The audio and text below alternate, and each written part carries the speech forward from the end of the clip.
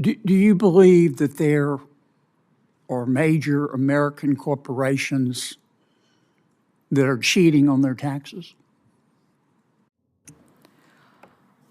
I think yes, there are cases where the transfer pricing regulations are not being followed, and Mr. Curtis's testimony speaks to that. Who are they? Who are the five? Name the five American corporations that are the biggest tax cheats.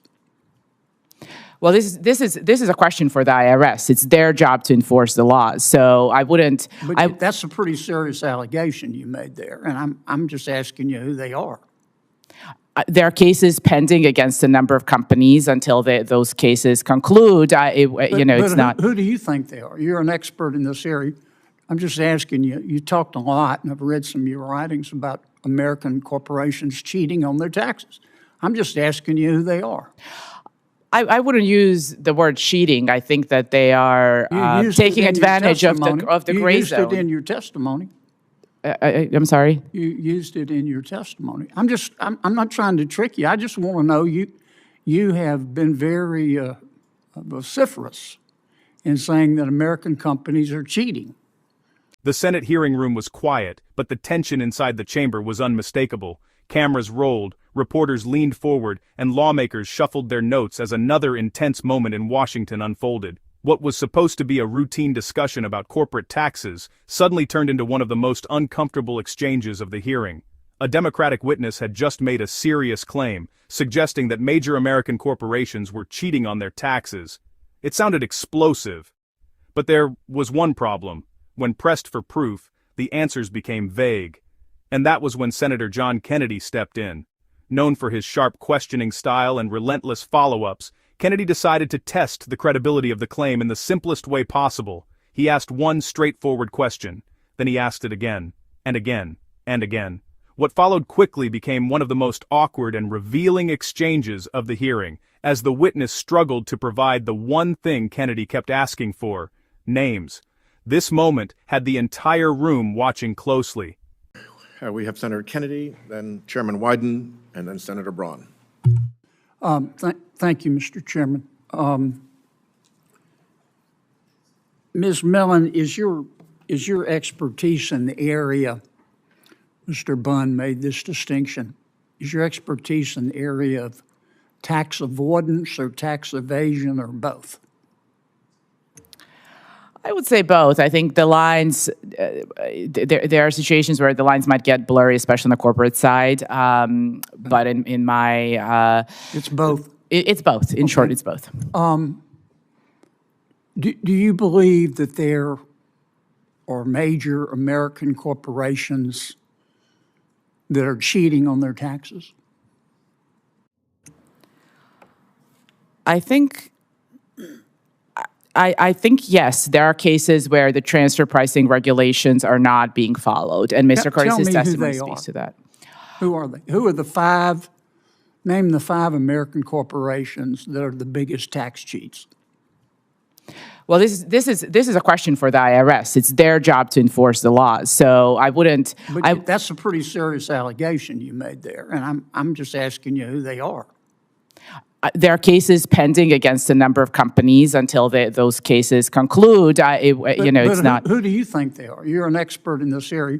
I'm just asking you. You talked a lot, and I've read some of your writings about American corporations cheating on their taxes. I'm just asking you who they are. I wouldn't use the word cheating. I think that they are taking advantage of the gray zone. You used it in your testimony. I'm sorry? You used it in your testimony. I'm not trying to trick you. I just want to know you have been very vociferous in saying that American companies are cheating. Okay, that's America. You're entitled to your opinion, but you're an expert, and just tell me who they are. I stand by that. I think that there is evidence to suggest that some of these companies and the IRS has pursued cases against a number of the companies that Mr. Curtis has analyzed, including Apple and Microsoft and Facebook and Coca-Cola. Is Apple a tax cheat? I wouldn't say tax cheat. I think that's putting it too strongly, and I didn't use that word. Then who are they? I wouldn't say tax cheats, but I think they are crossing the legal lines that have been set by Congress and by the IRS in the relevant regulations. I'm and because confused. the IRS is outgunned, I'm they're not able to confused. enforce the law against them. Let me start over. Do you believe that there are major American corporations cheating on their taxes? I believe they are coming very close to crossing the line, and it's difficult for IRS that is outgunned to enforce the line. Are they crossing the line or not? Well, it's up to the IRS to enforce the line if they don't have the resources. I'm asking you your opinion. You're an expert. I think there's a good case to be made that, yes, they are crossing the line. Yes. Okay. Yes. All right. Who are they? That's up to the courts and the IRS to determine. You made this allegation, but you don't want to say who they are? If you know who they are, you just don't want to tell us. I think that's been explained by Mr. Curtis in his analysis. I'm asking you to explain. You talk about tax cheats. I'm just asking you who they are, and you don't want to tell us? It's again, I think it's for the IRS to enforce the line, and we need to make sure that the IRS is properly. Well, do you have a list of these tax sheets? No.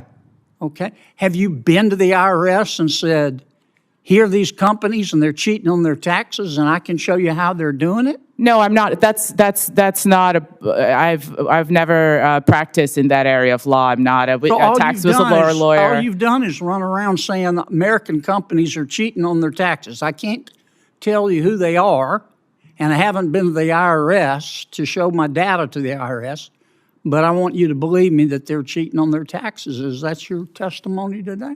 No, Senator, no. It sure sounds like it. I think that the case against some of these companies has been well documented in the Which companies? Let me ask you one, because I'm going to run out of time. Tell me in the last 23 seconds. Here's your chance. You believe there are major American corporations cheating on their taxes. You just testified to that. I believe you told me yes. Tell me who they are.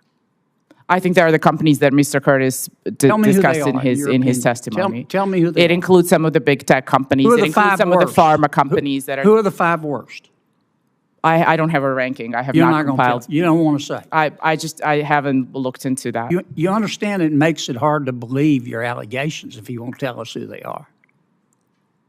Talk's cheap. You ever heard that expression? Thank you, Mr. Chairman. Senator Wyden. Thank you very much. You've actually done some investigation in this space. With your cooperation. In the end, Senator Kennedy's questioning reminded everyone in the room why accountability matters in a congressional hearing. When serious accusations are made about American companies cheating on their taxes, the American people deserve more than broad statements and general suspicions. They deserve facts, evidence, and clear answers. Kennedy's persistence showed that it is not enough to make claims without being willing to support them with specifics. By calmly repeating the same question, he exposed the gap between the accusation and the proof behind it. That moment illustrated a basic principle of responsible testimony. If someone brings forward a serious charge, they should be prepared to defend it with concrete information. Kennedy did not raise his voice or create unnecessary drama. He simply insisted on clarity. His approach forced the discussion away from vague claims and toward the standard of evidence that lawmakers are supposed to rely on.